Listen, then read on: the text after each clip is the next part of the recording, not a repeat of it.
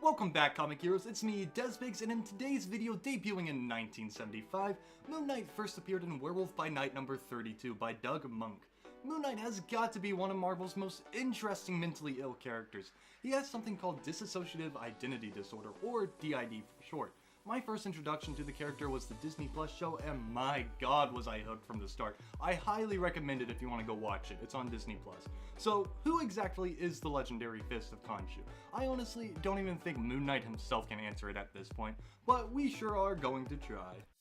Marc Spector, the real name and personality of Moon Knight, was born into a Jewish rabbi. He would grow up to become a Force Recon Marine running reconnaissance for the United States, and would later briefly work for the CIA. During this time, Marc Spector would learn multiple martial arts and become quite skilled in hand-to-hand combat. He would end up leaving with his best friend Frenchie to become a gun for hire, kind of like Deadpool, but a lot more evil. I'm not even gonna lie, our boy Marc Spector was out there committing literal war crimes on poor African communities. I'm not even making this up. This is part of his story. Marc was not a good guy, necessarily. Marc Spector would eventually find work working for the skull-faced terrorist for hire, Bushman. During a mission in Sudan, Marc would begin to feel regret and remorse for the poor civilians he caused the death of following Bushman's orders. He would reach his boiling point when Bushman went on a treasure hunt for gold and ordered his crew and Marc to round up all the villagers in the town. One of the townsfolk would try to sneak up and assassinate Bushman, but Marc would warn Bushman in time. With the old man's dying words, he would ask Marc to save his daughter. Marc was never really a bad guy down inside, and had a big problem with the way Bushman was making him do, and with a heart full of guilt for getting the old man killed, Marc would rush to warn the girl who would get away safely. This infuriated Bushman, and he left Marc out there in the Sudan desert to die. On the brink of death, he would stumble until collapsing, and eventually being found and brought to an ancient Egyptian tomb, where his heart would stop and he'd be declared dead. By a miracle that could only be described as divine intervention, Marc would be revived, where he would see standing over him the ancient statue of Khonshu, protector of travelers and god of the moon. He would credit the god with bringing him back to life and rededicate himself to making up for his violent past. Now, before we continue and get too deep, let me add a quick disclaimer so I don't get yelled at by comic book nerds in the comments section. So, if you had no prior experience with the comic version of Moon Knight, whether you just watched the Disney Plus series or this is the first time really looking into the character from this video, you might think he's straightforward enough, right? Well, by the mere fact that I'm asking this question, you've probably guessed that is definitely not the case. You see, Marc has existed in the B-list and C-list level of characters in Marvel's catalog for most of his history. Basically, he's been obscure enough to not really have a status quo, but popular enough to get several solo series and make cameo appearances. This basically means every writer who's had to write for him could basically write him however they'd like, and he's had a lot of writers, leading Moon Knight to have a ton of retcons, almost blatantly so. Many Moon Knight comics either overlook or contradict previous stories, rather than using direct story events to retcon them. For instance, the popular Lemire run does both. It disregards the Houston Benson era, focusing only on Marc's history before that period, and completely rewrites his childhood, deviating from what Zelenitz had established previously. This has really impacted his mythos and makes it hard to recap his history without discrepancies. For example, it was pretty heavily pushed in some Moon Knight stories that Khonshu might not actually exist, and is merely a hallucination created by Marc's trauma of nearly dying in Egypt. Even though this makes zero sense since we see Khonshu as just a literal character in other books, and there's a whole story arc centered around Moon Knight using Khonshu's powers to battle and take powers from the Avengers, with even Doctor Strange mentioning that, like, yeah, this Khonshu guy is real. And later on, we meet a second avatar of Khonshu, who is shown directly conversing with the god. Unless, like, I guess everyone is cuckoo bananas in the Marvel Universe, or just like playing along with Marc to make him feel better about himself, overall these inconsistencies kind of make no sense, with the most prevalent inconsistencies is the nature of his alternate personalities. Initially, Marc's other personalities were entirely just alter egos he pretended to be to gain intel across various circles. He treated them entirely as just roles he was playing, While the writer Doug Monk did joke that this aspect of Moon Knight was based on the book Sybil, a novel centered around a woman who has D.I.D, he clarified his version of Moon Knight had no deeper psychological condition.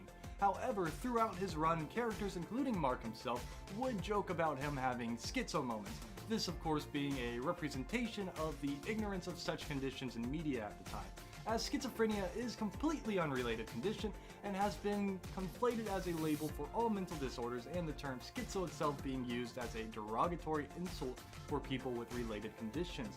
But it does show the ambiguity of Marc's mental state at the time. Later in this run, the statue of Khonshu would be shattered. Marc went on a full mental breakdown as a result. Marc relied on this statue for strength, and his personas became crutches. Not literal D.I.D, but it does show off how the personas being part of Marc's psychology became a central theme for the character.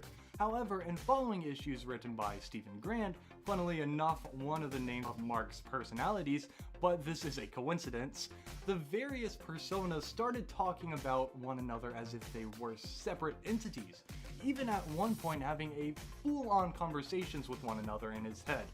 There were also explicit references to D.I.D, however, not directly related to MK himself. Afterwards, however, the concept of the personas just kinda vanished, barely being mentioned. Moon Knight lost that element for a while, being more of a typical loner type character. However, in 2006, Earl Houston wrote a complete reinvention of the character, exploring his psychological aspects more than previous writers, which included clear, direct references to Marc having D.I.D. However, at the end of the issue, it was revealed it was all a trick Marc did to get a spotless record for mental health, which seems kind of counterintuitive, if anything, when Brian Michael Bendis, the writer most known for his work on Ultimate Spider-Man, who previously had written the Ultimate Universe version of Moon Knight, as canonically having D.I.D. He officially gave Moon Knight D.I.D. in the main 616 universe, but not in the way you'd expect. So instead of the personas from the previous series being alternate personalities, Marc instead had alters that thought they were Spider-Man, Wolverine, and Captain America respectively, complete with having different gear to imitate their abilities whenever he changed into them. Essentially, he was kind of like Taskmaster, I'm assuming, in a way. Kind of confusing, but it's a step in the right direction. This would actually evolve in 2014 by Warren Ellis, a horrible person who we will not elaborate on as it would completely derail the video. In this run, Marc's relationship with Khonshu and D.I.D. would be explored a lot, with outright confirmation Marc did not have D.I.D, as it's not something you can just catch, and that instead his personas were manifestations caused by his resurrection by Khonshu. These personas were based on the different aspects of Khonshu: Pathfinder, Embracer, Defender, the Watcher of Overnight Travelers, and so on, and a secret aspect, the one who lives on the hearts. This would be further affirmed when Khonshu left Marc's body, and his alters disappeared as well until Khonshu returned. This idea would be challenged 2 years later in the Lemire's 2016 run, where Marc is shown waking up in a mental institution, unsure how many of his adventures were real, if any of them were, with the different personalities having different art styles associated with them, making it unclear if Moon Knight did or did not have D.I.D, with the entire story itself being implied to just be all in Marc's head, leading to even further ambiguity. But most importantly, this comic introduced the idea that Marc D.I.D. was a result of unresolved childhood trauma after being nearly beaten to death by a Nazi for his Jewish heritage. But Khonshu also appears in his memory, leaving it even more unclear if this actually happened or if it's just another manifest memory of Khonshu. Really cool, right? Well, Marvel said, screw you if you thought that was cool, because then this was all dropped in 2021, where they just kinda went back to the idea that Marc's mind was all pinkie pie by meeting Khonshu. And in this run, Marc fights a guy who can simulate your mind if you drink his sweat. Trust me, it's way cooler in context, and Marc ends up licking his sweat, which leads to this guy getting exposed to Khonshu, who shatters his mind, so kinda settling the debate if Khonshu is real or not, or I guess that the guy just went crazy by experiencing Marc's delusion, but yeah, it's confusing. This book also introduces Hunter's Moon, a second avatar of Khonshu, so further cementing Khonshu as real. Or I guess this guy just also has the same oddly specific delusions as Marc. I wouldn't put it past them all at this point. I'm just saying, ignoring that, something very interesting is that Hunter's Moon has no alternate personalities, so like, what gives?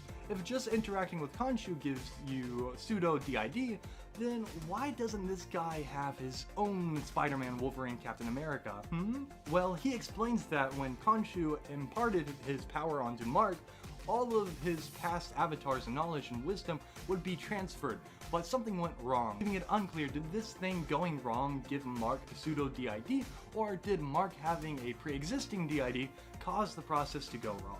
It's a real chicken or the egg kind of thing, and it's actually an interesting take on things. This is kind of where things are now, with it being kind of ambiguous. However, with the popularity of the Disney Plus show, maybe they'll streamline this more and make it less of a headache to explain. Or maybe they'll double down and make it even more complicated. Marvel cannot be trusted to take our sanity into account. But enough about the odd situation involving the personas, and onto the personas themselves. The second most known personality besides Marc himself, Stephen Grant, originally used as a vehicle for Marc to interact with rich and high-class circles, a Bruce Wayne type of rich millionaire film director with a profound amount of generosity.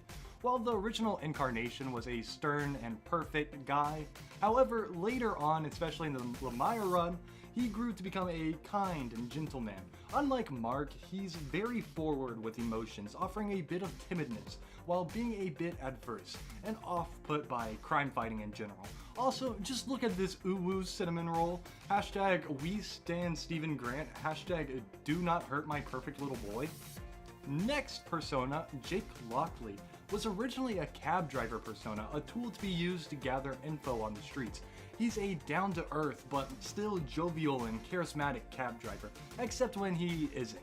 Bro is ready to throw down any day of the week. This man has the most dog in him out of any persona. Bro is on that Alfred Pennyworth grind set.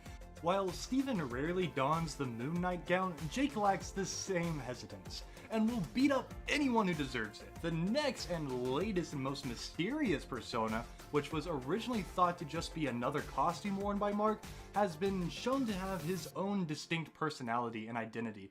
Developed as a non-violent counterpart to the Moon Knight identity, Mr. Knight is a quiet, reserved, but still intelligent identity, designed for getting answers through non-violent confrontations, unlike Moon Knight. Although that doesn't mean this identity is helpless, he's been in quite a few fights himself, and has an almost clean track record. There's a bit of debate if this even is an alter or just Marc putting on a different costume.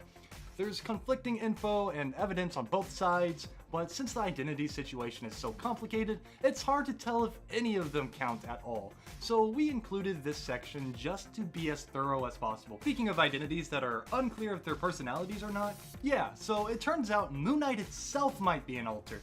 You may immediately dismiss this, but doesn't Marc call himself Moon Knight and vice versa? Well, yes, but that applies to the other personalities as well. Moon Knight has also referred to Marc as a separate entity and vice versa, like the other personalities, and again, Marc's personalities are supposed to align with the different aspects of Khonshu, Pathfinder being Jake, referring to him being a cab driver and his sense of direction, Embracer being Steven, referring to his kind nature, Defender being Marc himself, referring to him defending others, and the secret aspect likely being Mr. Knight due to his recent introduction out of nowhere, and the title of the one who lives on in the hearts, referencing his gift of gab communication skills, but that still leaves the one who watches over night travelers, which perfectly lines up with Moon Knight, a superhero who fights crime at night, watching over the innocent. Now, of course, again, the different aspects could be delusions, and Moon Knight and Mr. Knight could just be Marc in a costume. I mean, by technicality it is, but they could also be their own unique identities. We just really don't know, and maybe it's better that way. Moon Knight is a fascinating, if be wildly confusing character to analyze and recap. But that's part of what makes him so interesting. He's a character with a lot of loose ends and convolutions, and you're welcome to draw your own conclusions, but the only way to really do that is to experience the source material itself. We'd recommend reading the 2006 run, the 2014 story arc, the Lemire run in 2016, and the current ongoing run that started in 2021. And join us next week where we will be explaining the story of Spider-Punk. Those comics have marvelous art, by the way. They're so cool.